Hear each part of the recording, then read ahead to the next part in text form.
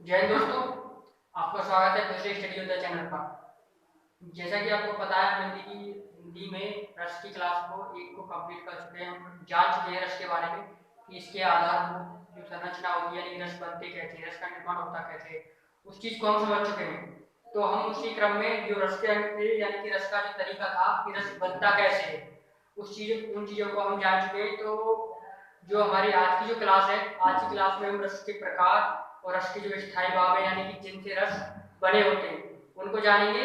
और प्रत्येक प्रत्येक रस के बारे में विस्तार से पढ़ेंगे, एक एक एग्जाम्पल के थ्रू उन चीजों को समझने की कोशिश भी करेंगे। देखिए, हम आप जान चुके हैं कि जितने प्रकार के भाव उत्पन्न होते हैं हमारे अंदर, उतने ही प्रकार के रस भी उत्पन्न हो जाते हैं। मुख्यतः हमारे काव्य के अंदर जो है 9 प्रकार के भाव है और 9 ही प्रकार के रस है। तो भावों के अनुसार ही रस निर्धारित होते हैं। जिस जिस तरीके से भाव है उसी तरीके से रस निर्धारित होते हैं। आइए देखते हैं किस किस तरीके के भाव उत्पन्न होते हैं और किस किस तरीके से रस पैदा होते हैं। देखिए, यदि आपके अंदर मान लीजिए दुख दुख की बात आती है, शोक की बात आती है, गुस्सा की होती है, हंसी की होती है, वीरता की होती है, डर की होती है, यानी कि ये ऐसे भाव हैं जो व्यक्ति के मन में उठते रहते हैं और एक तरीके से उठते रहते हैं, बंद हो जाते हैं और सिचुएशन के हिसाब से बदलते रहते हैं। तो ये जो भाव है ना, इन्हीं भावों के आधार पर एक रस की उत्पत्ति हो जाती है। उसी को हम उस सिचुएशन के अनुसार रस का नाम दे देते हैं। तो देखते हैं मुख्यतः हमारे रस कौन कौन से हैं। पहले हम चर्चा करेंगे नवरस के बारे में। और जब नवरस है तो नौ ही स्थायी भाव होंगे, ये बात तो निश्चित है आपकी। पहले आएगा रस, एक साइड रस और इस तरफ स्थायी भाव। देखिए, हम पहले ही समझ चुके हैं स्थायी भाव जो होते हैं, स्थायी भाव होते हैं जो किसी भी रस के अंदर ऐसे भाव अंत तक एक ही जैसी स्थिति में बने रहे, यानी कि मुख्य भूमिका में ही रहे, उनमें कोई अर्थ परिवर्तन ना हो। अर्थ परिवर्तन ना हो, ये क्या होता है इसमें, ये जो भाव होते हैं ना, ये बिल्कुल एक जैसी स्थिति में ही रहते हैं। अगर किसी भी रस का भाव, किसी भी स्थिति का भाव ऐसा है, उसका भाव जो है ना वो पूरे रस के अंदर भाव वही रहेगा, वो कभी परिवर्तित नहीं होगा। जो हमारा पहला रस है वो है आपका श्रृंगार रस। श्रृंगार रस, इसका जो स्थायी भाव होता है वो है रति। पहला रस है हमारा श्रृंगार रस, इसका स्थायी भाव रति है। रति आप जानते हैं, देखिए ये जो है कामदेव की पत्नी और रूप की जिसे बोलते हैं अप्सरा, वो है सबसे सुंदर। और ये श्रृंगार रस का जो भाव है ना हमारे अंदर, ये जब उत्पन्न होता है जब नायक और नायिका के आपसी आपसी सौंदर्य को देखकर, या फिर उसकी हंसी और उनकी क्रियाविधि, यानी कि जिस तरीके से वो अपने भावों को विस्तार से बताते हैं या संकेत करने के माध्यम से हमारे सामने उपस्थित करते हैं, तो हमारे अंदर उसी प्रकार के भाव श्रृंगार रस के जागृत हो जाते हैं, जिसे हम नाम देते हैं आपका श्रृंगार रस का। देखिए, वो कंडीशन कौन कौन सी होती है इसमें क्या है कंडीशन होने के लिए। देखिए, सपोज करिए आपके सामने से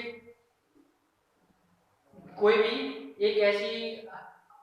भी ऐसी अप्सरा या कोई चीज आ रही है जिसे आप देखकर अट्रैक्टिव होते हो, या उसकी जो भी क्रियाविधि होगी जिसे बोलते हैं आसान भाषा में, जो आज के ट्रेंड में भी चल रहा है, आप देखते होंगे बहुत बहुत ही ऑनलाइन प्लेटफॉर्म है जहाँ से आपको पता चलता है, जैसे टिकटॉक, हेलो वगैरह ऐप है, तो वहाँ आपको पता चलता है जब भी आप ऐसे क्या है लवर्स के बारे में पढ़ते हो या देखते हो, तो आपकी फीलिंग उसी के अनुसार चेंज हो जाती है, यानी भावनाएं बदल जाती है। तो जब ऐसे हमारे लवर्स को देखकर सिचुएशन चेंज होती है, तो वहाँ पर श्रृंगार रस पैदा होता है। तो उसका जो स्थायी भाव होता है वो होता है रति। देखिए, वो उसका हंसना भी हो सकता है, उसको आपको चढ़ाना भी हो सकता है, ये कंडीशन अलग अलग होंगी। हमको इस चीज को नहीं देखना है, इसको माइंड में लेकर नहीं चलना है, हमको सिर्फ ये चीजें समझनी है। तो श्रृंगार रस का जो स्थायी भाव होता है वो होता है रति। और ये श्रृंगार रस होता है 2 प्रकार का, एक तो आपका संयोग श्रृंगार रस, संयोग श्रृंगार नंबर 1, और नंबर 2 वियोग श्रृंगार। वियोग श्रृंगार रस, इसको संभोग श्रृंगार के नाम से भी जानते हैं, संभोग श्रृंगार रस के नाम से, और इसे विप्रलंब श्रृंगार रस के नाम से भी जाना जाता है। तो इन दोनों के नाम जो है अलग अलग है, एग्जाम्स में पूछा जाता है, श्रृंगार रस के विधि पूछे जाते हैं और इसका नाम पूछा जाता है, वियोग श्रृंगार रस को किस नाम से जाना जाता है। तो इसका जो मुख्य एग्जाम्पल है, यानी पहला एग्जाम्पल है वो देखते हैं श्रृंगार रस का, जो हमारा जो एग्जाम्पल है उसके बारे में चर्चा करते हैं कि किस तरीके से होता है। देखिए श्रृंगार रस में क्या है, संयोग बारे में आपको क्या है, नायक और नायिका के आपस में क्या है, एक तरीके से चीजें वो होंगी कि उनकी सिचुएशन बिल्कुल आपसी मेल मिलाप की होगी, उनमें कोई भी ऐसी सिचुएशन नहीं होगी जिससे उनमें खिंचाव पैदा हो।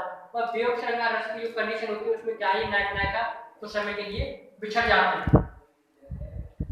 हैं।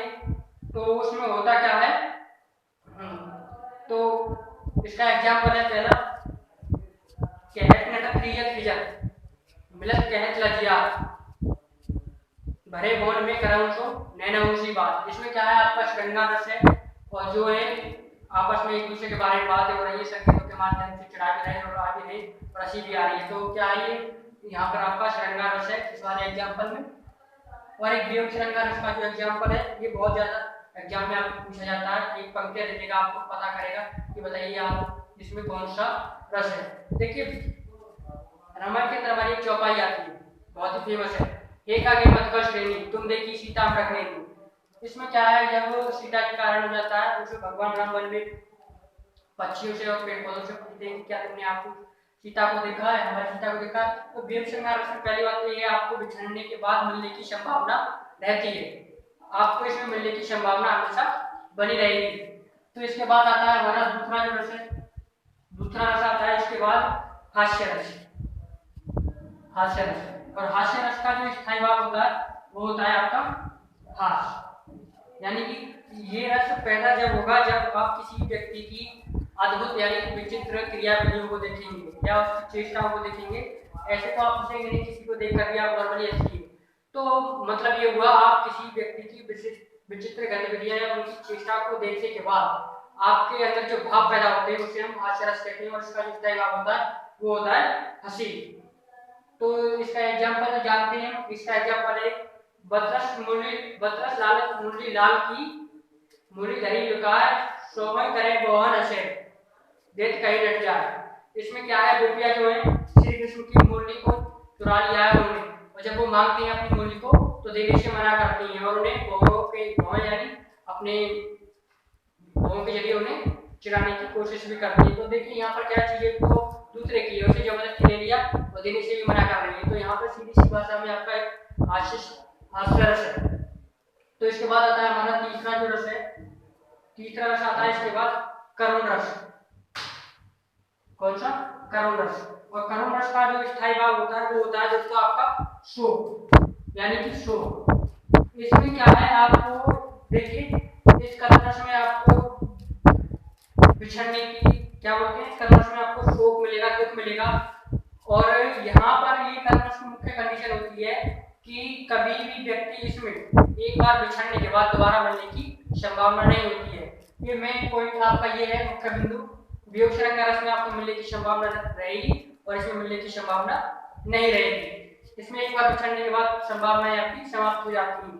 तो करुण रस का स्थायी भाव होता है शोक, और ये उत्पन्न होता है, देखिए जैसे आपने कभी भी किसी व्यक्ति को, ऐसा नहीं है आपका उसके साथ व्यक्तिगत संबंध हो, जैसे आप किसी प्लेटफॉर्म पर रेलवे स्टेशन पर गए, आपने वहां पर भिखारी को देखा होगा और अन्य भी व्यक्ति होते हैं जैसे जिन्हें विकलांग बोलते थे, दिव्यांग, तो उनकी स्थिति को देखकर आपके अंदर भी शोक जागृत होता है, दुख जागृत होता है। तो हाँ, आप जब ऐसे व्यक्तियों को देखते हैं, ऐसी प्रकार की जो आपके अंदर भावनाएं जागृत होती हैं उनको नाम देते हैं हम करुण रस का, और वहीं पर आपका स्थायी भाव होता है शोक।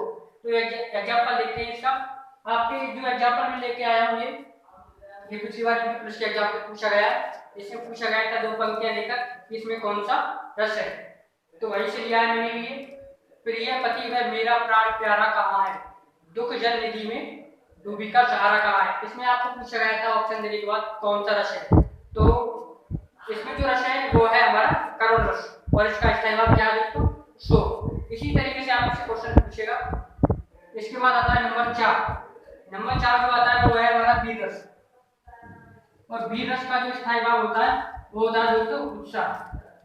और ये कंडीशन आपकी जब पैदा होती है जब आप कोई यानी कि विचित्र जिसे बोलते हैं वीरता, या किसी पौराणिक कथाओं या कहानियों या युद्ध की स्थितियों को देखकर जो आपके अंदर ऐसे भाव पैदा हो, उसे हम भाव पैदा होने के बाद एक रस पैदा होता है जिसे हम कहते हैं वीर रस, यानी कि वीरता के भाव के अनुसार ही एक भाप पैदा होता है जिसे हम बीज रस के नाम से जानते हैं, उसका स्थायी भाप होता है उत्सर्ग। तो बीज रस का जो आपके पार्ट होते हैं वो होते हैं 4 पार्ट, ये 4 प्रकार होते हैं इसके अंदर। और ये 4 प्रकार कौन कौन से वो है आपके, एक युद्धवीर, धर्मवीर, दयावीर और दानवीर। कौन कौन से 4 पार्ट है बीज रस के? युद्धवीर, धर्मवीर, दानवीर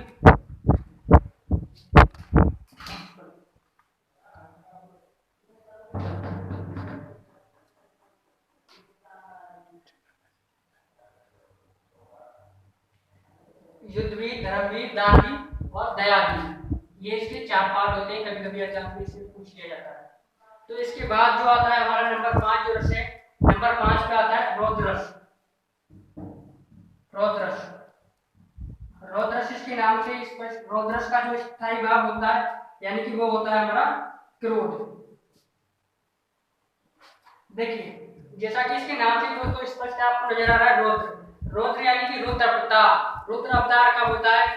जब किसी व्यक्ति का या तो अपमान करेगा कोई, या फिर उसको ऐसी सिचुएशन पैदा की जाएगी जिसके लिए वो एग्रेसिव हो। तो यानी कि रुद्र अवतार जब कोई व्यक्ति लेता है तो क्रोध के बाद ही लेता है, यानी कि तांडव भी होता है ना, रौद्र अवतार होता है, वो वहां पे जो आता है तो बहुत सारा गुस्सा आता है। अब वो गुस्से के अंदर यानी गुस्से के जैसे भाव जागृत हो, तो वह उसी की तरीके से हमारा एक रस पैदा होता है जिसे हम कहते हैं क्या? रौद्ररस। और उसका स्थायी भाव होता है आपका क्रोध। तो इसका एक एग्जांपल है, बहुत ही फेमस एग्जांपल है जिसे हम जानते हैं कि उसकाल मानो क्रोध के, का अपने तन उसका लगा, मानो हवा के वेग से सोता हुआ सागर जगा। यहाँ पर क्या है देखिए, इतना क्रोध आ रहा है उसको, उसकाल मानो क्रोध के सोता हुआ सागर जगा। इतना इतना भयंकर गुस्सा आया कि उसके क्रोध से ही जो सागर था यानी समुद्र था वो भी अपने आप में जग गया। तो स्पष्ट है यहाँ पर आपका कौन सा रस है? वो है रौद्ररस। इसके बाद हम नेक्स्ट पढ़ते हैं। नेक्स्ट जो रस होगा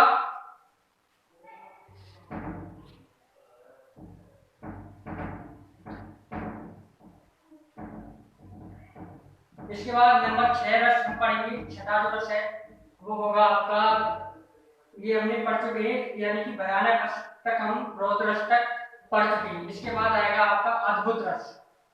कौन सा? अद्भुत।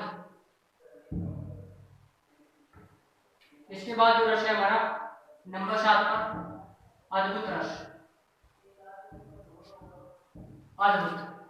और इसका स्थायी भाव जो होता है वो होता है आपका, अद्भुत रस का जो स्थायी भाव है वो होता है विस्मय या आश्चर्य। इसका स्थायी भाव होता है दोस्तों विस्मय या आश्चर्य। आपको ये दोनों ऑप्शन में से कोई भी ऑप्शन एग्जाम में मिलेगा, आसानी से देखकर आप टिक कर सकते हो कि कौन सा है। अद्भुत रस का जो स्थायी भाव होता है वो होता है उत्साह। अब देखिए अद्भुत, अद्भुत का मतलब आपको पता लग रहा है कोई भी चीज ऐसी होगी जिस पर आप बिलीव नहीं करोगे, यानी कि भरोसा विश्वास नहीं करोगे। इसका मतलब ये हुआ आपके अंदर कंडीशंस ऐसी होंगी विचित्र, जिसे हम क्या बोल रहे हैं कि एक तरीके से हाइपर जो कंडीशन होती है, अति भारी कंडीशन जो ज्यादा ही बड़ा चढ़ा कर कही जाती है, तो उसमें या तो ये ईश्वर वाली कंडीशंस होती हैं या फिर वो दशाएं होती हैं जो आपने कभी ना देखी हो ना सुनी हो, जिस पर आपने विश्वास कभी कर भी नहीं सकते हो। तो जिस ऐसे जब भाव पैदा हो तो आपके अंदर एक रस पैदा होता है जिस रस को जानते हैं हम अद्भुत रस के नाम से। अद्भुत रस के नाम से देखिए इसका जो एग्जाम्पल है वो एग्जाम्पल देखते हैं।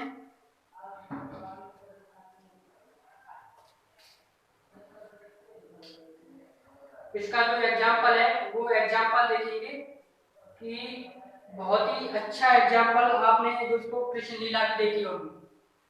आपने देखा होगा जब उनकी माता जो है श्री कृष्ण की, उनसे एक बार उनका मुख खोलने को कहती हैं, तो वो अपना जब मुख खोल कर दिखाते हैं तो अपने उनके मुख के अंदर उन्हें एक पूरा ब्रह्मांड दिखाई देता है। तो यहाँ पर क्या है, आपको एक मतलब आश्चर्य पैदा होगा कि एक छोटे से बच्चे के अंदर पूरा ब्रह्मांड उसके मुख में आ कैसे सकता है। तो वही पंक्तियां लेकर आए, यानी कि वही पंक्तियां हैं जो हम उसके माध्यम से समझेंगे और जानेंगे।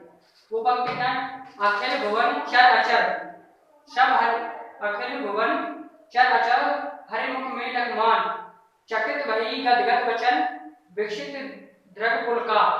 देखिए यशोदा जी जब उनकी यानी श्री कृष्ण माता जी जब उनके मुख में ये चीजें देखती हैं तो बहुत ही आश्चर्यचकित होती हैं कि उनके इसके मुख में ये पूरा ब्रह्मांड आ कैसे गया। तो इस तरीके से भाव पैदा होने के बाद आपके अंदर एक रस पैदा हुआ, वो था आपका अद्भुत रस। इसके बाद हमारा दोस्तों जो आठवां जो रस आता है, आठवां जो रस आता है वो है आपका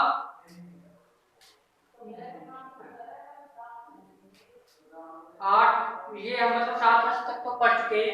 आठवां जो रस है वो है देखिए शांत रस। कौन सा रस है? आठवां जो रस है वो शांत रस।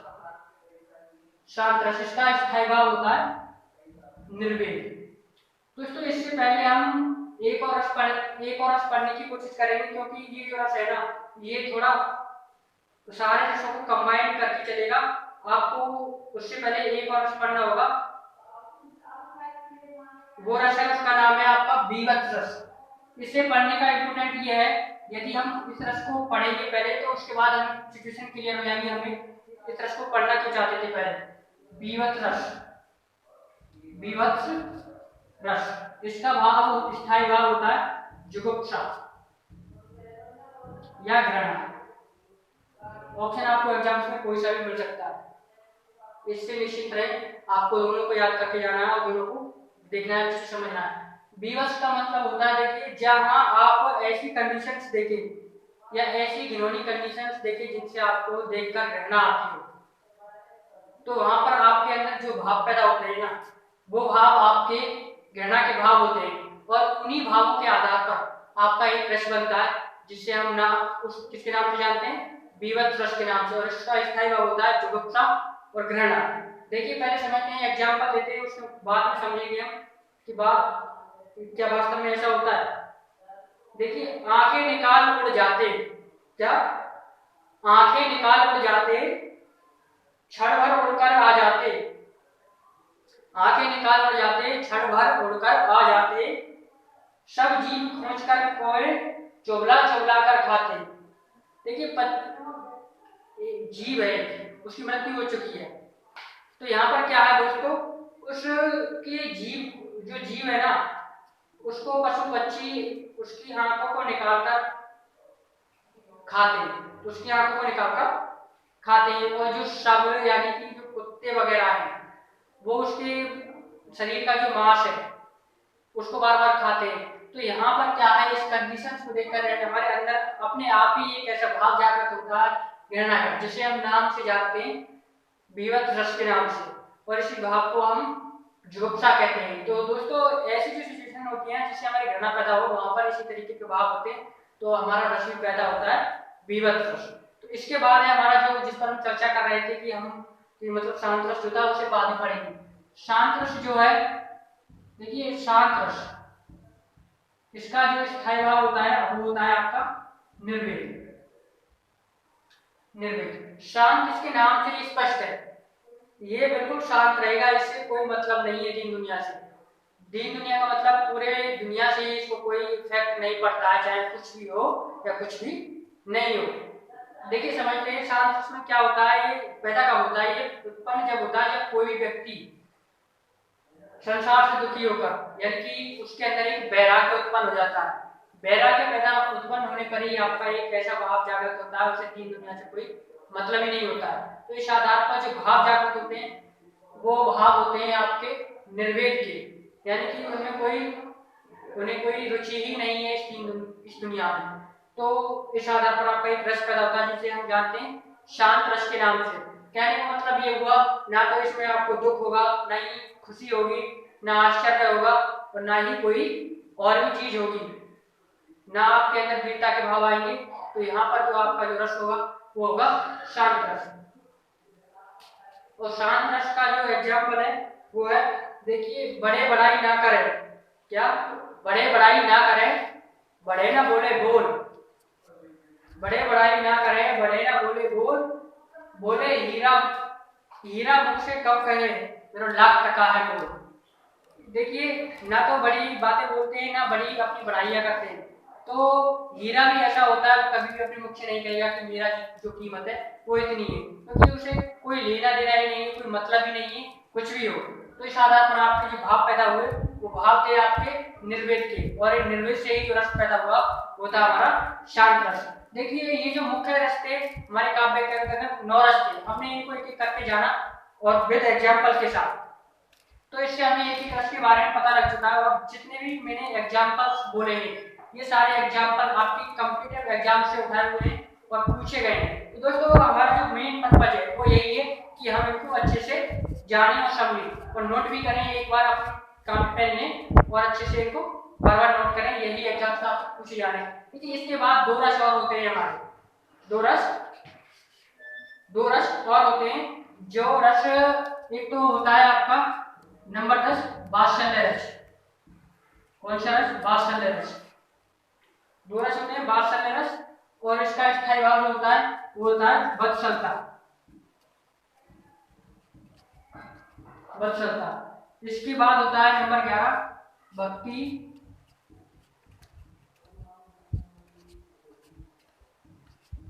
भक्ति विषय। सबसे पहले जानते हैं हम वात्सल्य के बारे में। देखिए ये वात्सल्य जो रस है ना, देखिए मुख्यतः जो हमारे काव्य के अंदर जो रस है वो है 9, और 9 ही रस को हम प्रधानता देते हैं। ये जो 2 रस हैं आपके 2 अगले वाले, वात्सल्य रस एक तरीके से जैसे हम श्रृंगार रस पढ़ते हैं ना कि संयोग वाला श्रृंगार रस और वियोग वाला श्रृंगार रस, वहां पे भी आपकी बात होती है प्रेम की। वहां बात जो हम करते हैं प्रेम की तो नायक और नायिका के बीच बात करते हैं, और यहाँ जो बात होगी यहाँ माँ और उसकी संतान के बीच बात होगी, यानी कि उनकी माँ और संतान के बीच आपस में जो प्रेम होगा, उनकी जो भावनाएं होंगी उनके आधार पर एक रस पैदा होगा। उस रस को हम नाम देंगे इसका वात्सल्य रस का, और वात्सल्य रस का स्थायी भाव होता है वो होता है वत्सलता। वत्सलता इसका स्थायी भाव होता है। तो इससे हमें पता लग चुका है कि ये पैदा कैसे होता है और इसकी वात्सल्य रस का स्थायी भाव होता क्या है। इसके बाद आता है भक्ति रस। एक होता है भक्ति रस। देखिए वात्सल्य प्रेम मतलब श्रृंगार रस में बात करते थे प्रेमी प्रेमिका के बीच, वात्सल्य में माँ और उसकी संतान के बीच, और जो भक्ति रस होगा इसमें बात करेंगे हम भक्ति की, यानी कि ईश्वर की भक्ति की बात करेंगे। देखिए इस जो रस की ना अलग अलग बात करने की कोई चर्चा नहीं थी, कोई इंपोर्टेंट नहीं थी। आप शांत रस में भी देखते हो, आप भक्ति रस में भी देखते हो, मतलब बात तो प्रेम की ही करते हैं। और जब बात प्रेम की करते हैं तो जो मुख्य जो रस है काव्य के अंदर 9 रसों को प्रधानता देते हैं। जब बात आती है कुल रसों की संख्या की तो कुल रसों की संख्या हो जाती है हमारी काव्य में 11। तो जो मुख्यतः जो प्रधानता दोगे आप वो होंगे 9 रस। तो समझ गए होंगे जो हम कहना चाह रहे हैं बात क्या थी। इसके बाद है हमारा भक्ति रस। भक्ति रस में क्या है, ईश्वर और भक्ति की आराधना की बात होगी। वहां पे जो आपका जो प्रेम होगा वो होगा ईश्वर और भक्त के बीच, और इसे अंदर जो भाव हमारे जागृत होते हैं वो भाव होते हैं हमारे भक्ति विषयक रति के। और इसका यही एक और नाम से जानते हैं इसे अनुराग, यानी कि इसका जो स्थायी भाव होगा वो होगा एक अनुराग और एक भक्ति विषयक रति। तो हम समझ चुके होंगे कि इनकी बात क्या थी और क्या हम कहना चाह रहे थे। यही थे आज के हमारे जो रस थे, और उसके बारे में हमने अच्छे से समझ लिया। इतने ही हमारे एग्जाम पर पूछ जाएंगे, और जो भी डाउट हो यानी कि वो अपने आप कमेंट बॉक्स के माध्यम से बता सकते हैं, क्योंकि हम भी आप पर डिपेंड है। जैसा आप बताएंगे उसी के अनुसार आपकी क्लासेज आगे से लागू की जाएंगे। हम आशा करते हैं आप हमारे द्वारा जो फैकल्टी है उनकी भी क्लासेस को देखें और सपोर्ट करें, लाइक करें, शेयर करें। जय हिंद, जय भारत।